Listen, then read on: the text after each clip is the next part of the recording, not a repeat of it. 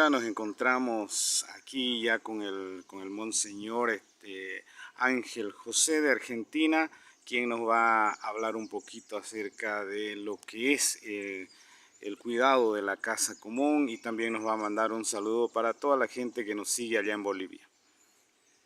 ¿Qué tal? Un saludo especial para todos los hermanos y hermanas de Bolivia.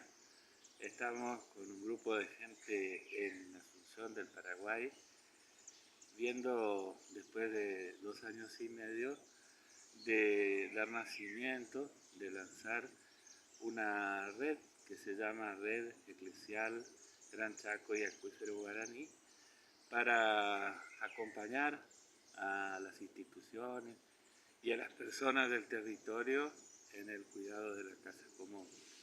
Como nos dice el Papa Francisco, esto abarca desde la ecología cotidiana, es decir, desde el cuidado que cada uno de nosotros puede tener del espacio y del lugar donde vive, a también las instituciones que tratan temas más graves y urgentes en nuestra realidad, en nuestro tiempo, como todo esto del cambio climático y cómo ha intervenido de una manera desmedida el ser humano sobre la creación y el territorio.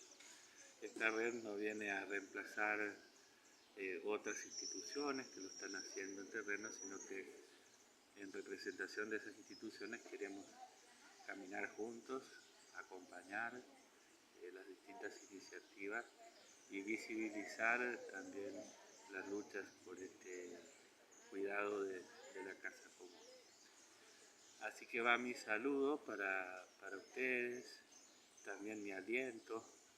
A veces podemos tener la sensación de que la empresa, el desafío es muy grande, pero con la ayuda de Dios, con la fuerza, el ánimo de su espíritu, ese mismo espíritu que soplaba desde el principio en la creación, que sopló en todos los pueblos de nuestra América y que anima a la Iglesia con la fuerza de ese espíritu y siguiendo las huellas de Jesús y el anuncio del reino, seguro podremos incidir, podremos transformar también esta realidad difícil que hoy nos toca.